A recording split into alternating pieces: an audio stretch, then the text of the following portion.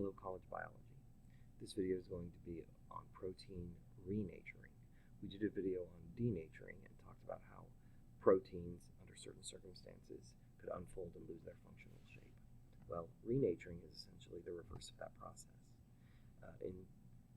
The denaturing process is influenced by changes in the environment.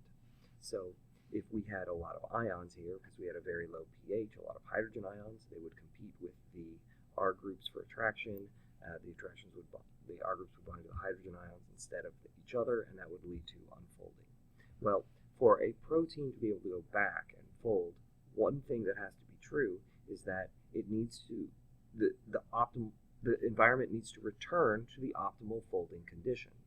So if the pH of the environment changes and it goes back up to a more neutral pH and a lot of those hydrogen ions are removed from the environment, well then the protein, since there's no other factors influencing its folding process, will refold back into its normal shape.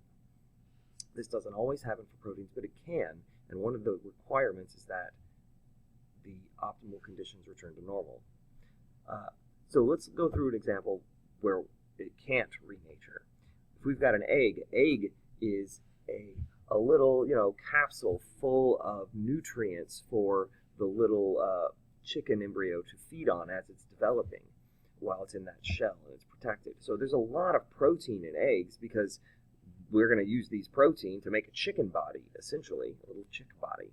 So what happens here? Well, all of this is protein in its natural state, its native state.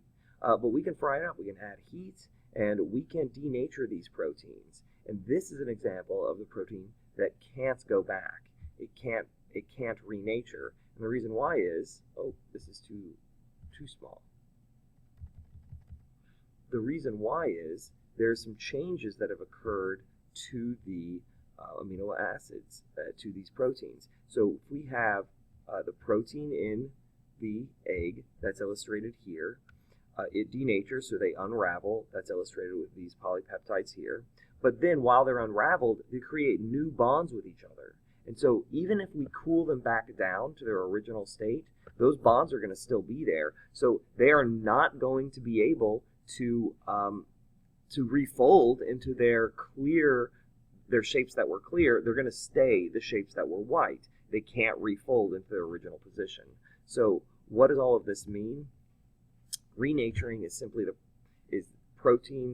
idea that proteins can return to their functional shape under these two conditions. One, the environment returns to the optimal folding conditions, so that it loses the heat or it goes back to having fewer ions, and that will be different for different proteins. And two, the amino acids have to be undamaged, unchanged, and have not made new bonds. If they haven't been damaged and they haven't been changed, and they have not made new bonds, then they can return back to their original working condition. That is all for renaturing. I hope this helps. Struggle well.